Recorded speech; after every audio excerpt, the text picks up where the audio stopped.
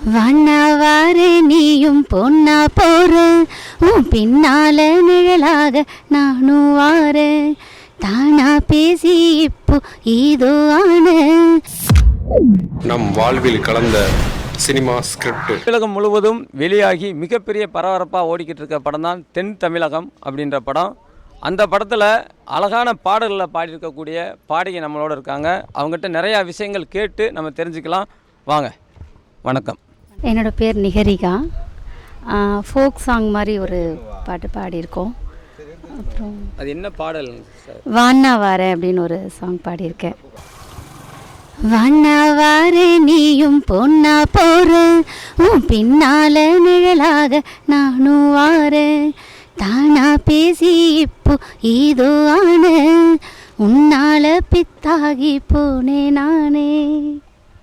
Madam, இந்த பாட்டு நான் கேட்கும்போது எங்களுக்கு இன்னொரு தடவை நாங்கள் தேட்டருக்கு படமாக போகலான்னு இருக்கேன். ஏன்னா தேட்டர் வாசலில் தான் இப்போ நாங்கள் இருக்கோம். ஓகே. இந்த பாடல் உங்களுக்கு என்ன மாதிரி எண்ணங்களை உருவாக்குச்சு? இயக்குனர் இப்போ இசையமைப்பாளர் உங்களுக்கு எப்படி வாய்ப்பு கொடுத்தாங்க? இசையமைப்பாளர் அவங்கக்கிட்ட நான் கொஞ்சம் வருஷமாக பாடிட்டு இருந்தேன். அதனால் அவங்க அவங்க ட்ராக் வாய்ஸ் தான் பாடுறதுக்காக ட்ரை பண்ணாங்க. அதுக்கப்புறம் வாய்ஸ் நல்லா இருக்குது அப்படின்றதால சரி நீங்களே பாடிடுங்க. அப்புறம் ப்ரொடியூசரும் இவங்க வாய்ஸே இருக்கட்டும் அப்படின்னு சொல்லிட்டாங்க.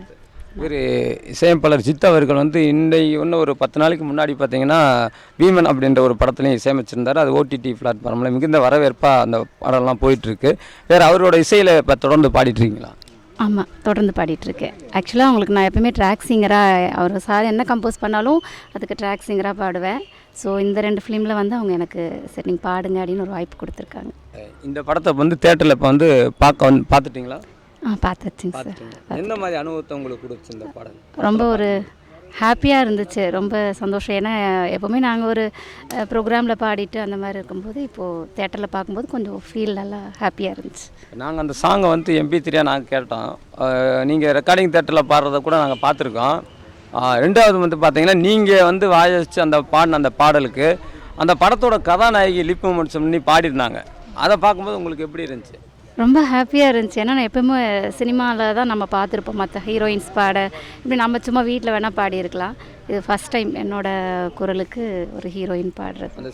இப்படி ஒரு பாடலை கொடுத்த இசையமைப்பாளருக்கு இந்த நேரத்தில் நம்ம நன்றி தெரிவிச்சுக்கிறோம். கண்டிப்பாங்க சார். இது என்னென்னா இப்போ இருக்க ட்ரெண்டிங் சாங்ஸில் பார்த்திங்கன்னா இது திரும்பவும் நம்ம திரும்ப கேட்க வைக்கக்கூடிய ஒரு இளையராஜா அந்த மாதிரி சாங்ஸ் மாதிரி இருக்குது. ஏன்னா நாங்கள் அந்த தருணத்தில் தான் எல்லாமே வளர்ந்து வந்தோம். அதனால் அந்த பாடல்கள் ரொம்ப விரும்பி கேட்பேன்.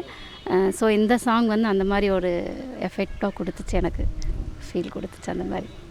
கண்டிப்பாக மேடம், இந்த பாடல் மிகப்பெரிய மக்கள் மத்தியில் மிகப்பெரிய பேசும் பாடலாக உருவாகட்டும். கண்டிப்பாக உங்களுடைய நல்ல எண்ணங்களும் சிந்தனையும் செயலும் வெல்லட்டும். வாழ்த்துக்கள். Thank you sir.